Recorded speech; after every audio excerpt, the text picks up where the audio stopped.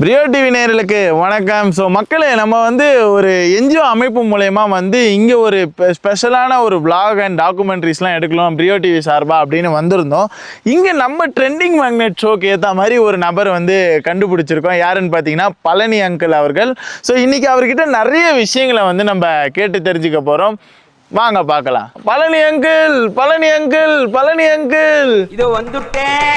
Hello brother, எப்படி இருக்கீங்க? நல்லா இருக்கு, நல்லா இருக்கேன். நல்லா இருக்கீங்களா? எப்பெல்லாம் கேமரா ஆன் பண்றோமோ ஹலோ பிரதர் எப்படி இருக்கீங்கன்ற ஒரு வார்த்தையை கேட்டுருவா போல. ஸோ உங்களை நிறைய வீடியோக்கள் எல்லாம் பார்த்துருக்கோம். நிறைய வீடியோக்கள் வந்து உங்களது ட்ரெண்டாலாம் ஆயிருந்தது. அதுவும் இல்லாமல் இந்த மாதிரி ஒரு கிராம பகுதியில் உங்களை வந்து சந்திக்கிறோம் போது ரொம்ப ஹாப்பியாக இருக்குது. ஸோ யார் இந்த பழனி அங்கிள்? யார் உங்களுக்கு அந்த பழனி அங்கிள்னு பேர் வச்சாங்க? இந்த மாதிரி ஒரு இடத்துல இருந்து வந்தவன் தான் நான். ஓகே. அதாவது எங்கள் ஊர் வந்து பார்த்தீங்கன்னா திருச்சி மாவட்டத்தில் வந்து ஒரு பச்சை மலை, கொல்லிமலை, அதாவது கிழக்கு தொடர்ச்சி மலை, மேற்கு தொடர்ச்சி மலை இடையில இது மாதிரி ஒரு கிராமத்துலேருந்து வந்தவங்க தான் நாங்கள். ஓகே. கிராமத்திலிருந்து நம்மளுடைய ஒரு குடும்ப சூழ்நிலை காரணமாக வந்து பார்த்தீங்கன்னா ஒரு கவர்மெண்ட் ஜாபுக்கு போகணும். ஏன்னா சின்ன வயசுலேயே வந்து 2 வயசுலேயே இருக்கப்போ அப்பா இருந்ததுனால அம்மா கூலிக்கு வேலைக்கு போய் தான் ஹாஸ்டலில் வந்து படிக்க வச்சாங்க. ஒரு கவர்மெண்ட் வேலை போகணும் அப்படிங்கிற ஒரு வெறி. அது பார்த்தீங்கன்னா ஒரு மிலிட்ரியாக இருக்கட்டும், ஆர்மியாக இருக்கட்டும், ஒரு கவர்மெண்ட் ஜாப். அதுக்காக வந்து நம்ம அந்த உடல் பயிற்சிகள்லாம் மேற்கொள்றது. ஃபர்ஸ்ட் வந்து பார்த்தீங்கன்னா தமிழ்நாடு ஸ்பெஷல் போலீஸ். நீங்களா? ஆமாம். பயமா இருக்கே, இவ்வளோ நேரம் இவரை வந்து நாங்கள் கலாச்சின்னு வேற இருந்தோம். ஆர்மியில் மிலிட்ரியில் செலக்ஷன் ஆகினேன். அப்புறம் கவர்மெண்ட் ஜாப் கிடச்சிது. சரி, நம்ம வந்து ஒரு பீஸ்ஃபுல்லாக வந்து ஒரு கவர்மெண்ட் ஆஃபீஸில் போயிட்டு அப்படி ஒரு வேலை பண்ணணும் அப்படிங்கிற ஒரு ஆர்வத்தில் தான் ஒரு சென்ட்ரல் கவர்மெண்ட்டில் அப்படி வேலைக்கு போயிட்டேன்.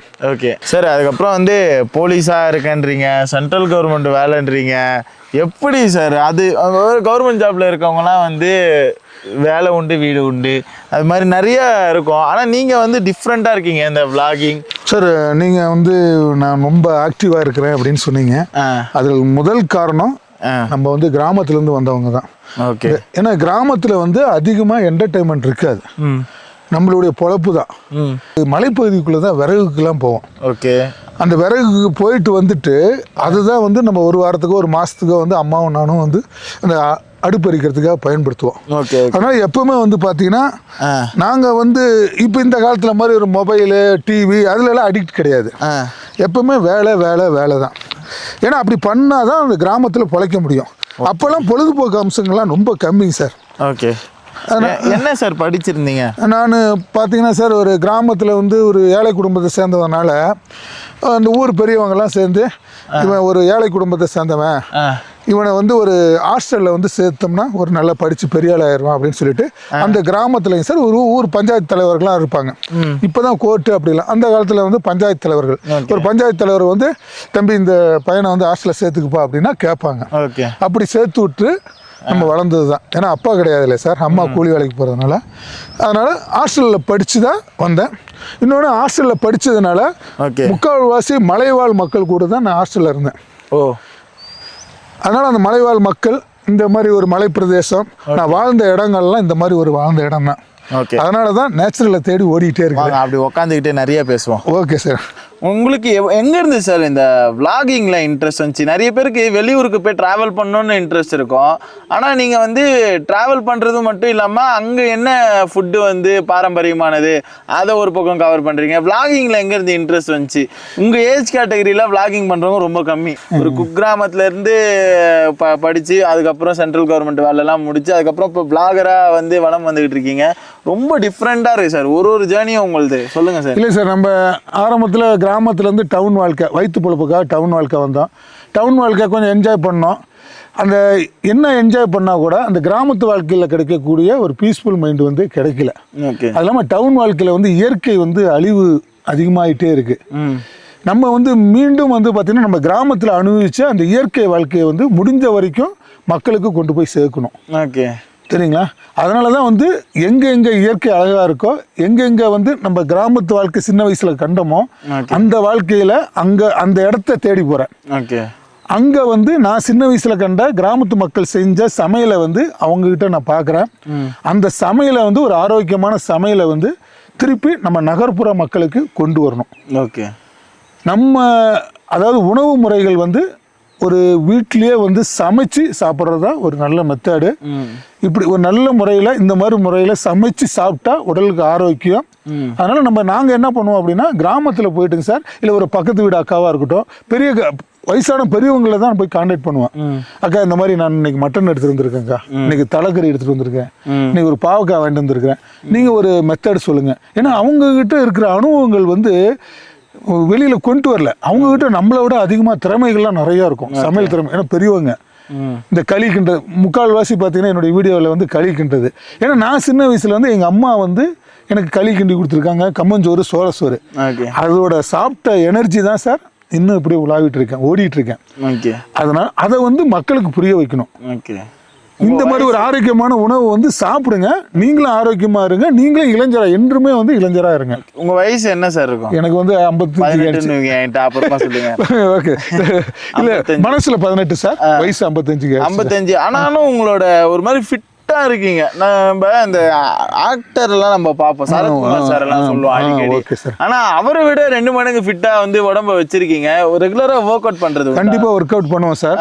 அதுக்கு காரணம் என்னன்னு கேட்டீங்களா சார், ஒரு நகர்ப்புறத்துல சென்ட்ரல் கவர்மெண்ட் ஜாப் கிடைச்சோன்னா நம்ம ஒரு பசங்க மாதிரி நானும் லைஃப் என்ஜாய் பண்ணிட்டேன். உடம்புலாம் கொஞ்சம் பதன்னு வந்துருச்சு. ஒரு இன்சிடென்ட் சார், ஒரு மைசூர்ல ஒர்க் பண்றப்போ ஒரு கடையில் நான்வெஜ் சாப்பிட்றப்பங்க சார் லைட்டா வந்து தலை கிருகிருன்னு வந்துச்சு. ஸோ அது ஒரு ப்ரெஷருக்கான அறிகுறி. நான் ஒரு மைண்டை மாற்றிட்டேன். நம்ம 25 வயசுல லைட்டாக தலை கிருகிருன்னு வர்றப்ப இந்த வயசுலேயே வந்து ப்ரெஷர் வந்தது அப்படின்னா இன்னும் நம்ம எவ்வளோ வாழ வேண்டியிருக்கு, சாதிக்க வேண்டியதுக்கு.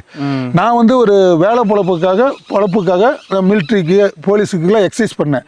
இடையில 2 வருஷம் விட்டுட்டேன். திருப்பி இந்த அறிகுறி வந்ததா, சரி திருப்பி வந்து நம்ம ஆரோக்கியமாக இருக்கணும் அப்படின்னா திருப்பி டெய்லி 1 hour ஒர்க் அவுட் பண்ணணும். ஓகே. அப்புறம் பசிச்சாதான் சாப்பிடணும் அப்படின்னா நீங்கள் ஒர்க் அவுட் பண்ணணும். நல்ல சார் தினம் மட்டன் நான்வெஜ் சாப்பிடுவோம் சார். ஓகே. முட்டை 4-5-6 முட்டை கூட சாப்பிடுவேன். நான்வெஜ் டெய்லி சாப்பிடுவோம் சார். அது காரணம் நம்ம சுறுசுறுப்பாக இருக்கணும், ஒர்க் அவுட் பண்ணணும். ஒர்க் அவுட் பண்ணலாம் கூட ஏதோ ஒரு வீட்டு வேலைங்க சார், நம்ம கார்டனு பறவைகள் வளர்த்துறோம்ல அந்த வேலை செய்யணும் sir. Okay sir. Sir, India முழுவதும் எந்தெந்த இடத்துக்குலாம் போயிருக்கீங்க, என்னென்ன ஊருக்குலாம் போயிருக்கீங்க? உங்களுக்கு இந்த ஊரில் போனேன் எனக்கு இந்த ஒரு விஷயம் வந்து ரொம்ப சூப்பராக இருந்தது, நான் ரொம்ப என்ஜாய் பண்ண ஒரு இடமா இந்த இடம் இருந்தது, நிறைய கற்றுக்கிட்டாங்க அப்படின்னா எந்த ஊரை சொல்லுவீங்க? சார் இப்போ நம்ம டெல்லி வரைக்கும் போயிருக்கேன் சார். நகர்ப்புற வாழ்க்கை டோட்டலாக பிடிக்கலைங்க சார். ஓகே. பிடிக்கல. நமக்கு இந்த மாதிரி ஒரு இயற்கை காற்று, அமைதி, இந்த இயற்கை காற்று நம்ம சுவாசிக்கணும். முடிந்த வரைக்கும் sir monthly once, weekly once வந்து நீங்கள் மலைப்பகுதிக்கு போங்க. ஓகே. அதோட காற்றை சுவாசிங்க, இதயத்துக்கு ரொம்ப நல்லதுங்கிறாங்க. அதனால நகர்ப்புற வாழ்க்கை பிடிக்கலைங்க சார். அதனால வந்து நமக்கு இயற்கை சார்ந்த இடங்கள் தான். இயற்கை சார்ந்த இடங்களில் மலைப்பகுதிகளில் உள்ள குக்கிராமங்களுக்கு போகணும்.